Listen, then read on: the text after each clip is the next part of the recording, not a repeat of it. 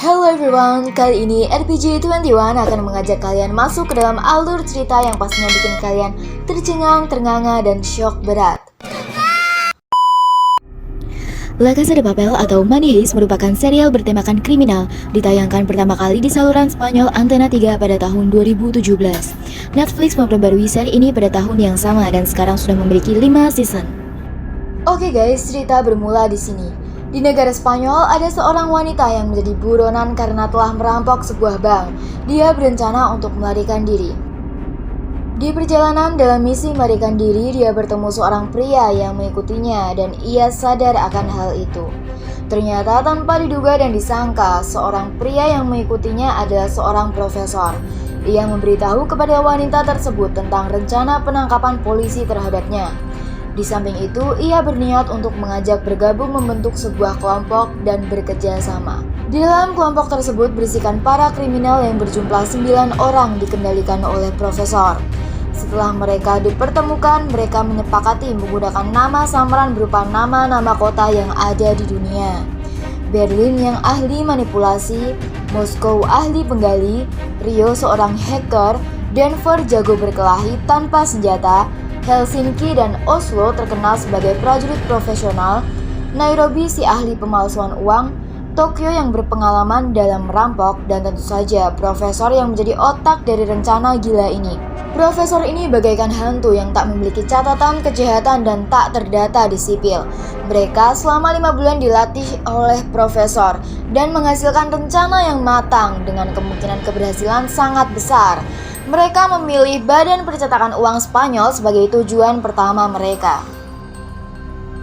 Hari yang ditunggu telah tiba. Para komplotan itu melancarkan aksinya pada Jumat pagi. Mereka menyabotase sebuah truk yang akan menuju ke Badan Percetakan Uang negara Spanyol agar memiliki akses yang mudah untuk memasuki gedung tersebut. Sementara Tokyo dan Nairobi bertugas mengawasi seorang siswi yang akan berstudi tour ke gedung percetakan uang. Siapakah siswi tersebut dan mengapa mereka mengawasinya? Sesampainya di sana, mereka langsung mengeksekusi rencana perampokan tersebut dengan menyandra karyawan serta para siswa-siswi sebanyak 67 orang dengan memasangkan penutup mata. Handphone para sandraan pun dikumpulkan agar tidak ada yang melapor ke pihak yang berwajib. Namun dengan gegabah Rio serta Tokyo merusak rencana yang telah disusun sedemikian rupa dengan keluar dari gedung saat polisi datang. Untungnya mereka berdua kembali dapat ditarik ke dalam gedung. Rio dan Tokyo dicurigai oleh tim memiliki hubungan romansa, namun mereka berdua mengelak. Polisi mulai datang untuk menangani kasus ini. Seorang wanita yang menjadi pimpinan bernama Inspektur Marilo bernegosiasi dengan profesor melalui telepon radio, namun tak membuahkan hasil. Sementara siswi yang mereka sebut sebagai domba kecil itu ditarik mundur dan menjadi ancaman bagi kepolisian serta pemerintah Spanyol. Karena ia adalah seorang siswi pertukaran pelajar dari Inggris dan memiliki hubungan istimewa dengan Ratu Elizabeth. Rencana selanjutnya mereka melancarkan dengan mendandani para sandera menggunakan pakaian merah seperti yang perampok ini kenakan, agar polisi menjadi terkecoh dan tidak menembakkan pelurunya dengan sembarangan ke orang-orang. Di sisi lain, di sebuah kafe, profesor juga menjadi mata-mata yang mengawasi Inspektur Marilo. Di dalam teleponnya, Inspektur Marilo berencana mengundurkan diri karena ia tak mau menjadi seorang pemimpin boneka, namun dicegah oleh atasannya yang bernama Kolonel Prieto. Lalu, Inspektur Marilo memikirkannya dan memutuskan untuk mengajak pimpinan intelijen bekerja sama. Scene berganti ke para perampok, membuka pintu utama untuk memberikan informasi kepada polisi di luar bahwa seluruh sandraan yang berjumlah 67 orang aman dan dalam keadaan baik-baik saja, serta mengimbau untuk tidak menyerang karena para sandera berpakaian sama dengan perampok. Polisi pun membiarkan mereka masuk kembali ke dalam gedung.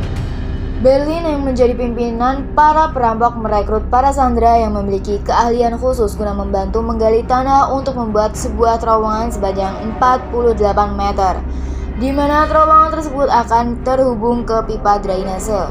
Dia juga menanyai kepada para sandraan apakah ada yang memerlukan obat khusus. Monica yang menjadi salah satu sandraan meminta untuk diberi obat aborsi sebab janin yang dikandungnya adalah hasil hubungan gelapnya dengan Arturo. Lalu si domba kecil meneletuk ingin menghapus foto tanpa busana yang diunggah oleh Pablo, teman sekelasnya. Namun Berlin tidak menyetujui karena hal itu di luar wewenangnya. Berlin memerintahkan domba kecil untuk membuat video kepada orang tuanya agar orang tuanya tidak cemas. Rio pun membawanya ke ruangan yang berisi handphone untuk membuat video tersebut. Namun Tokyo tersulut api cemburu saat melihat Rio dengan domba kecil. Rio dan Tokyo terlibat adu cekcok. Hal tersebut dimanfaatkan oleh domba kecil untuk membuka profil dan menghapus foto tanpa busana miliknya. Profil yang aktif terdeteksi oleh polisi sehingga polisi dapat menyadap HP tersebut. Tak lama Rio menyadari dan langsung membanting handphone tersebut. Sayangnya polisi telah menangkap gambar dari kamera yang disadap. Hal tersebut menjadi titik terang bagi kepolisian.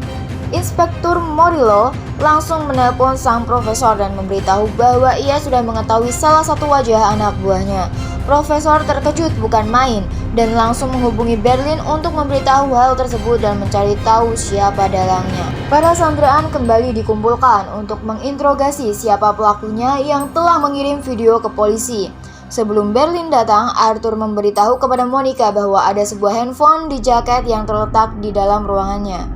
Monica memutuskan untuk mencoba mengambil handphone tersebut agar bisa menghubungi polisi. Saat Berlin datang, dia memeriksa pakaian para sandraan. Rio yang mengetahui situasi yang terjadi pun menceritakannya kepada Berlin. Berlin langsung menyeretnya ke sebuah ruangan untuk memberikan bogeman paling mantap dari Oslo dan Helsinki. Scene berganti ke Monica. Dia berkumpul ke ruangan di mana para sandraan berkumpul di sana. Kebetulan ruangan tersebut adalah milik Arturo dan terdapat jaket yang di dalamnya ada sebuah handphone milik Arturo. Monica dengan dalih mengambil minuman dengan cekatan mengambil handphone dalam sekejap mata. Denver datang dan mengajak Monica keluar untuk memberikan obat aborsi, namun tidak hanya itu, Denver mempunyai permintaan agar Monica tidak menggugurkan kandungannya. Dia juga memberikan sejumlah uang untuk menghidupi anaknya nanti. Tiba-tiba Berlin datang mengejutkan mereka berdua.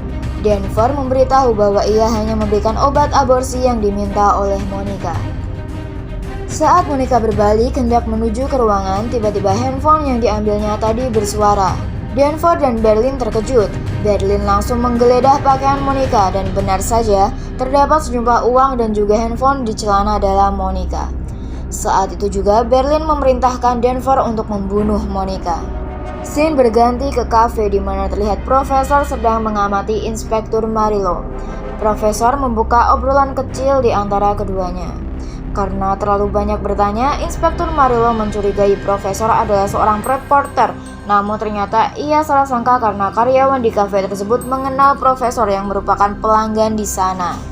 Di lain sisi, Tokyo yang sedang membagikan makanan untuk para tawanan tidak sengaja melihat Rio yang berjalan sempoyongan dan memiliki banyak luka. Emosinya pun memuncak dan merusak CCTV yang mengarah ke profesor. Dia mengadu ke profesor bahwa ia tidak terima terperangkap di sini sedangkan profesor bisa hidup bebas di luar sana. Profesor pun memberitahu bahwa identitas Rio dan Tokyo sudah diketahui oleh polisi.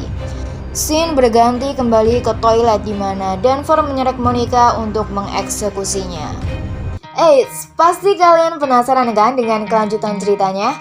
Maka pantengin terus channel ini dan buat kalian yang belum subscribe, jangan lupa subscribe dan tekan tombol lonceng agar tidak ketinggalan video selanjutnya. Bye bye and see you next time.